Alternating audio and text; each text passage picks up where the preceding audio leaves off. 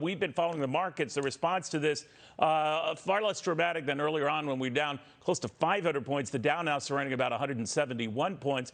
The real action seems to be in the bond market, and I say that in terms of people who are betting on what the Federal Reserve's next move will be in response to this very strong inflation report. And the betting right now among at least a third of them, putting money down on this in so-called Fed Fund futures contracts, is that later on this month, in a couple of weeks, when the Federal Reserve meets, it's going to possibly hike rates not 3/4 of a point, but a full percentage point. That is at a third of prospective investors think will happen. Now, more conventionally is likely a 3/4% hike, but of course the betting then gets to be in September. What will the Fed do then? To be equally aggressive, probably another 3/4% hike. But you notice very few people are talking today about an imminent sort of reversal in policy and a cut in rates to deal with the impact on the economy of all of this. Let's go to Erin Gibbs, the Main Street Asset Management CIO. We've got Brandon Daniels, the Exiger CEO. Erin, on what the Fed does as soon as this meeting, not even a couple of weeks from now, could you see them moving even more than 3/4 of a point? It's possible. I mean, this last report was a surprise, and we know that from the last report, which for May's report was also a surprise, that the expectation was 50 basis points and they went to 75.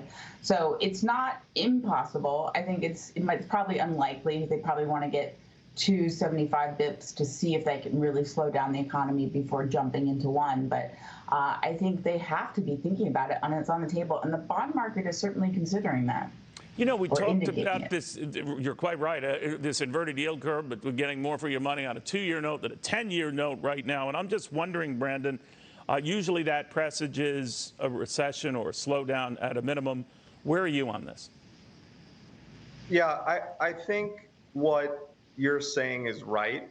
And I think what Erin said is right, that there's certainly going to be an increase, 3/4 of a point. I think everyone agrees that that's in the cards, right? I think it's something like 95% probability that you're sitting with a 3/4 point increase. The problem is we're trying to thread a needle, right? We're trying to stifle inflation, potentially curb wage inflation that had come through the stimulus, and reduce demand, right? Because right now you have what's called a demand pull that's also increasing inflation. I mean, that demand pull comes from, obviously the stimulus efforts and the amount of money that went into the M2 or went into our checking accounts as the, U.S. federal government was trying to fight COVID. But I don't think that this bearishness lasts as long as we saw it last in 2007, 2008. I think this is a parking lot because we're not holding money in assets that are valueless. The stock market and these companies that are seeing major routes will recover, will see gains. And so I don't think that this lasts for multiple years. I think that this is a recession that we're going to see impact us, for the next 9 to 12 months.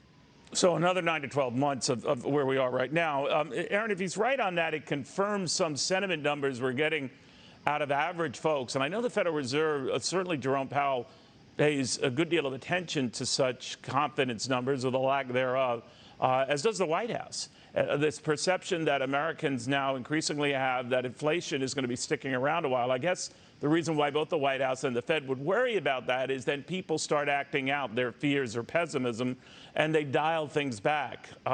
Do you see that happening? That's certainly a possibility. It's part of this self-fulfilling recession where people worry so much they pull back, and then we end up with a recession because people stop buying and we lose confidence. So that actually is an important part, and that's why the Fed watches it. I think right now that's pretty unlikely, just where we are from an employment standpoint. Which is very different from, let's say, 2007. Even when we're looking at forecast We're still only expecting maybe unemployment to just cross over 4%. We're still below 4%. There's still 11 million job openings out there. Though inflation is certainly hurting the wages that you are getting, at least everybody is employed or in their jobs out there. So I think as long as we can keep this the employment proportion, because obviously there's interest rates and employment, or inflation and employment.